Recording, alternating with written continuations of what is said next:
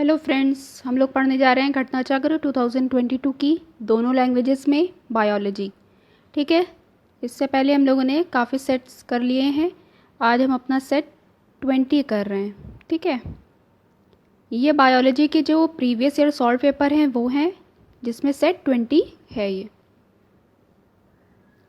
Question 21, कवक सदैव हैं विविधपोषी, स्वपोषी, मृतोपोषी, परजीवी। Fungi are always heterotrophs, autotrophic, saprophytic या पैरासिटिक। ठीक है, तो देखिए ऑटोट्रॉपिक नहीं होते क्योंकि उनमें क्लोरोफिल नहीं होता है, एब्सेंट होता है, इसलिए ऑटोट्रॉपिक नहीं हो सकते। ठीक है, फर्स्ट आपका ऑप्शन बिल्कुल सही है, यानी कि हेट्रोफाइट्स वो होते हैं। ठीक है, इसको डिटेल में पढ़ते हैं कि कैसे। तो ऑप्शन ए यहाँ पर आपका राइट है, यानी कि ये विविध टाइप के पोषी हैं। अब विविध पोषी क्या होते हैं ये हम पढ़ने जा रहे हैं। कवक परपोषी या विविध पोषी यानी कि हेट्रोफाइट्स होते हैं, ये कभी भी स्वपोषी नहीं होते। ठीक है, विविध पोषी जीव कई प्रकार के हो सकते हैं, यानी कि सैप्रोफिटिक, परजीवी यानी कि पैरासिटिक इत्यादि। ठीक है, यानी कि अगर देखा जाए यहाँ पे इस तरह से ऑप्शन होता कि ऑटोट्रॉपिक यहाँ पे ना होता और हेट्रोटाइप के साथ सैप्रोफिटिक, पैरासिटिक और ऑल ऑफ दीज होता, तो हम ऑल ऑफ दीज लगा सकते थे। लेकिन क्योंकि इन्होंने सिर्फ ये पूछा कि फंगी और ऑलवेज सदैव क्या होते हैं, तो इसलिए हमने हेट्रोफाइट्स लगाया है। ठीक है, क्योंकि यहाँ पे ऑटोट्रॉपिक था, इसलिए ये तो हो ही नहीं सकता था। वो होते सैप्रोफिटिक और पैरासिटिक भी हैं, लेकिन यहाँ पर हेट्रोफाइट्स लगेगा क्योंकि वो उसके अंदर आ रहे हैं। जैसे कि कुछ होते हैं जो मृतोपोषी यानी कि सैप्रोफिटिक होते हैं, कुछ होते हैं जो पैरासिटिक होते हैं, एक्सेट्रा। चूँकि मृतोपोषी परजीवी विविध पोषी के अंतर्गत आते हैं, अतः सही उत्तर विकल्प ए होगा। ठीक है, क्योंकि हेट्रोफाइट्स के अंदर ही सैप्रोफिटिक और पैरासिटिक आता है, इसलिए आपको लिया जाएगा हेट्रोफाइट्स यानी कि विविध पोषी। क्वेश्चन 22, संघ कवक की लाक्षणिक विशेषता है। यह एक प्रोकैरियोटिक जीवों का समूह है, बिल्कुल भी नहीं है, ये प्रोकैरियोटिक तो है ही नहीं, यूकैरियोट्स हैं। फिर ये एक यूकैरियोटिक जीवों का समूह है जिनमें पोषण अंतःग्राही विधि द्वारा होता है। ठीक है, तो अंतःग्राही विधि के द्वारा तो नहीं होता, ये गलत है, यूकैरियोट हैं ये बिल्कुल। सी की बात करें, ये एक यूकैरियोटिक जीवों का समूह है जिनमें पोषण अवशोषण की विधि द्वारा होता है। बिल्कुल, ये अवशोषण यहाँ पे माना जा सकता है कि एब्जॉर्प्टिव मोड ऑफ न्यूट्रिशन इनका होता है। इसको आगे देखते हैं, ये एक यूकैरियोटिक स्वपोषी। तो देखिए यूकैरियोटिक तो है, लेकिन स्वपोषी जहाँ पर आ जाएगा वहाँ पर रॉन्ग हो जाएगा, क्योंकि ये बिल्कुल भी इनमें क्लोरोफिल नहीं होता और ये ऑटोट्रॉपिक नहीं होते, स्वपोषी नहीं होते, इसलिए यहाँ पर डी बी आपका गलत हो जाएगा। क्वेश्चन को इंग्लिश में पढ़ लेते हैं। Characteristics feature of kingdom fungi is, it is a group of prokaryotic organism, ये रॉन्ग है। It is a group of eukaryotic organism with ingestive mode of nutrition, तो ये जो इंजेस्टिव मोड ऑफ न्यूट्रिशन है ये गलत हो गया यहाँ पर। It is a group of eukaryotic organism with absorptive mode of nutrition, यानी कि ऑप्शन सी हमारा सही है। It is a group of the eukaryotic autotrophic organism, तो यहाँ पे ऑटोट्रॉपिक वर्ड गलत है, इसलिए ये ऑप्शन सी हमारा सही होगा। संघ कवक यानी कि फाइलम फंगी यूकैरियोटिक जीवों का समूह है जिनमें पोषण यानी कि जो न्यूट्रिशन होता है वो अवशोषण विधि द्वारा यानी कि एब्जॉर्प्टिव मोड द्वारा होता है। याद रखिएगा कि इनमें कैसा मोड है, एब्जॉर्प्टिव यानी कि अवशोषण विधि के द्वारा इनका पोषण होता है। क्वेश्चन 23, कवकों में संग्रहित भोज्य पदार्थ है ग्लाइकोजन, फिर है मंड, सुक्रोज या माल्टोज, तो इनका होता है आपका ग्लाइकोजन। फर्स्ट ऑप्शन आपका यहाँ पे सही, reserve food material in fungi is glycogen. ठीक है, ऑप्शन ए यहाँ पे सही है। कवकों में संग्रहित भोज्य पदार्थ ग्लाइकोजन तथा ऑयल होते हैं। ठीक है, फंगी में जो आपके फूड मटेरियल है, रिजर्व फूड मटेरियल, वो क्या है, या तो ग्लाइकोजन होता है या ऑयल होते हैं। मंड यानी कि स्टार्च उच्च पौधों में संग्रहित भोज्य पदार्थ है, जिन्होंने ऑप्शन दिए थे ना यहाँ पर, स्टार्च है, माल्टोज है, सुक्रोज है, तो ये उच्च जो पौधे होते हैं उनमें होता है ये। ठीक है, ग्लाइकोजन और ऑयल आपके फंगी में होता है। 24, माइकोराइजा प्रदर्शित करता है। ठीक है, सबसे पहले फर्स्ट है एक कवक और जड़ की सहजीविता। ठीक है, तो यहाँ पे ये सही है, इसको आगे डिटेल में पढ़ते हैं। सेकेंड है माइकोप्लाज्मा और जड़ की परिजीविता, तो माइकोप्लाज्मा तो अलग ही बात आ गई, आपकी मोनेरा में आ जाता है ये, यहाँ पे इसकी कोई बात ही नहीं है, तो ये गलत है। माइकोप्लाज्मा और जड़ की सहजीविता, किसी भी तरह की सहजीविता या परजीविता नहीं है यहाँ पे, माइकोप्लाज्मा की वजह से ये ऑप्शन ही गलत हो जाते हैं दोनों, बी और सी। फिर यहाँ पे कह रहे हैं एक कवक और एक जड़ की अधिपादता, ठीक है, ये भी नहीं है, ये भी आपका रॉन्ग हो जाएगा, ठीक है। तो माइकोराइजा रिप्रेजेंट्स करता है symbiosis of a fungus and a root, ठीक है, बिल्कुल सहजीविता होती है इसमें, और किसके किसके बीच में होती है, फंगस यानी कि कवक और जड़ के बीच में होती है, उसी को कहते हैं माइकोराइजा। ये इंपॉर्टेंट है और इससे पहले सेट्स में भी हम इसको पढ़ चुके हैं, ठीक है, तो इसको ध्यान रखिएगा, ऑप्शन ए यहाँ पर राइट होता है आपका। माइकोराइजा कवक तथा उच्च वर्ग के पौधों के जड़ों के बीच एक सहजीवी संबंध यानी कि सिम्बायोसिस होता है, जिसमें कवक भूमि से खनिज पदार्थों तथा जल का अवशोषण करके पौधों की सहायता करते हैं तथा बदले में पौधे उसे क्या देते हैं, भोजन देते हैं। भाई जो आपके हायर प्लांट्स होते हैं उनमें ग्रीन होते हैं, क्लोरोफिल होता है, तो फोटोसिंथेसिस करके वो जो फूड होता है वो दे देते हैं आपके फंगी को, ठीक है, कवक को। और जो कवक होता है वो भूमि में जो भी वाटर है, जल का अवशोषण करता है, मिनरल्स का एब्जॉर्प्शन करता है और वो प्लांट्स को, हायर प्लांट्स को दे देता है। तो इस तरह का इनके बीच में सिम्बायोसिस रिलेशनशिप होता है of a fungus and root, ठीक है, इसको कहते हैं माइकोराइजा।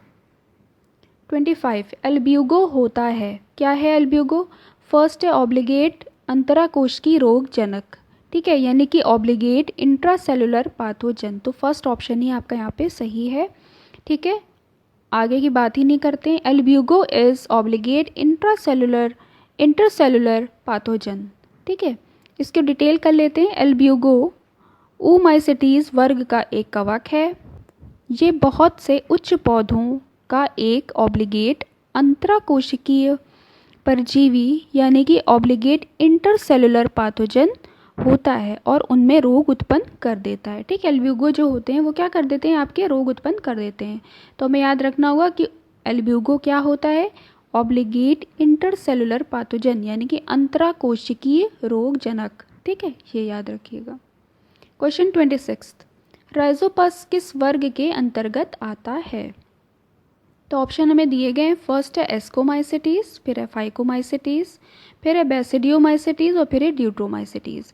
तो आपका जो राइजोपस है वो क्लास आपका फाइकोमाइसिटीज में बिलोंग करता है, ठीक है। Rhizopus belongs to which class, Phycomycetes, option B. Rhizopus Phycomycetes वर्ग के अंतर्गत जाइगोमाइसिटीज के समूह में आता है, ये एक सैप्रोफिटिक कवक है, ठीक है, सैप्रोफिटिक फंगी है जो मृत पदार्थों पर, अब जो सैप्रोफिटिक होते हैं वो कौन होते हैं, मृतोपजीवी होते हैं, तो वो मृत पदार्थों पे ही उगते हैं। इसका सामान्य नाम ब्रेड माउल्ड या ब्रेड, हिंदी में लिखा हुआ है ब्रेड माउल्ड, इसे कहते हैं, ठीक है। इसका जो कॉमन नेम कहा जाए तो वो क्या होता है, ब्रेड माउल्ड कहलाता है राइजोपस। फिर से एक बार पढ़ेंगे, राइजोपस किस वर्ग में आता है, फाइकोमाइसिटीज में आता है, ठीक है, उसके अंदर जाइगोमाइसिटीज समूह के अंदर आता है। ये एक तरह का मृतोपजीवी है, सैप्रोफिटिक कवक है, फंगी है, ठीक है। ये मृत पदार्थों पे ही, डेड मटेरियल पे ही इसकी ग्रोथ देखने को मिलती है और इसका कॉमन नेम राइजोपस का क्या है, ब्रेड माउल्ड, ठीक है, इसको याद रखिएगा। 27 युग्मक धानीय संयुग्मन सामान्यता पाया जाता है, एस्कोमाइसिटीज में, जाइगोमाइसिटीज में, बेसिडियोमाइसिटीज में और ड्यूट्रोमाइसिटीज में, ठीक है, तो जाइगोमाइसिटीज में ही पाया जाता है। गैमेटेंजियल कॉपुलेशन इज कॉमन इन, जाइगोमाइसिटीज में ही गैमेटेंजियल कॉपुलेशन देखा जाता है। इसको डिटेल में पढ़ लेते हैं। गैमेटेंजियल कॉपुलेशन में नर व मादा युग्मक धानियाँ एक दूसरे के संपर्क में आने पर पूर्ण रूप से एक दूसरे से मिल जाती हैं, इसे संयुग्मन कहते हैं। इसे संयुग्मन की क्रिया युग्मक धानियों के मध्य होती है, जैसे कि राइजोपस है, म्यूकर है आदि जाइगोमाइसिटीज के सदस्यों में गैमेटेंजियल कॉपुलेशन देखने को मिलता है, ठीक है। तो गैमेटेंजियल कॉपुलेशन यानी कि युग्मक धानियाँ संयुग्मन किस में देखने को मिल रहा है, जाइगोमाइसिटीज में देखने को मिल रहा है, ये याद रखिएगा आप लोग, ठीक है। इसमें राइजोपस और म्यूकर इसके एग्जाम्पल हैं।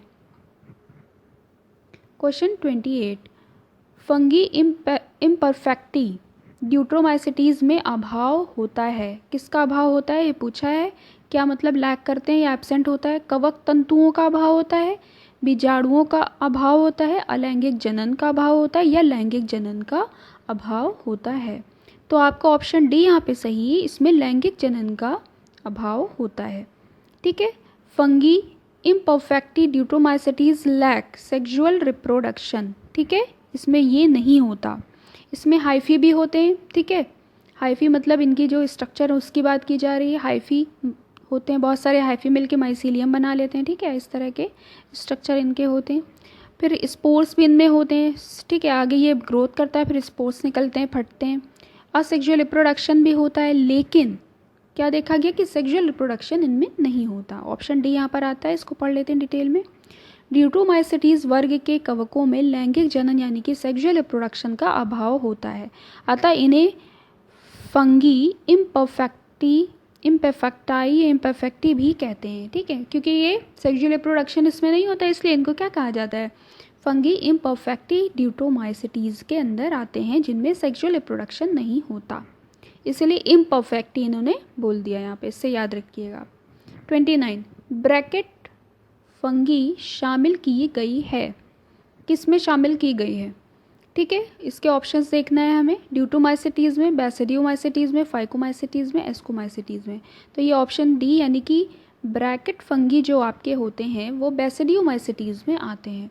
Bracket fungi is included in basidiomycetes यानी कि option B. Mushroom bracket fungi या फंगी अथवा पफ बॉल बैसिडियोमाइसिटीज़ के ज्ञात प्रकार हैं। ये मिट्टी में लट्ठे तथा वृक्ष के ठूंठों पर तथा सजीव पादपों के अंदर परजीवी के रूप में होते हैं। जो भी आपके लिविंग प्लांट हैं उनके अंदर एज ए पैरासाइट रहते हैं, जैसे कि किट या कंड, स्मट। इसमें कवक जाल यानी कि माइसीलियम शाखित एवं सेप्टेट होते हैं। जो माइसीलियम होते हैं वो बहुत ज़्यादा ब्रांच्ड होते हैं और सेप्टेट होते हैं।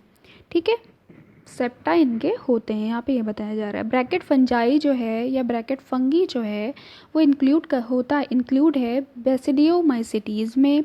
ये में कहाँ मिलेंगे, ये मिट्टी में लट्ठे या वृक्ष यानी कि जो पेड़ के ठूंठ हैं उनमें, या जो लिविंग प्लांट्स हैं उनके अंदर एज ए पैरासाइट फॉर्म में मिलेंगे, जिसे किट या तथा कंड।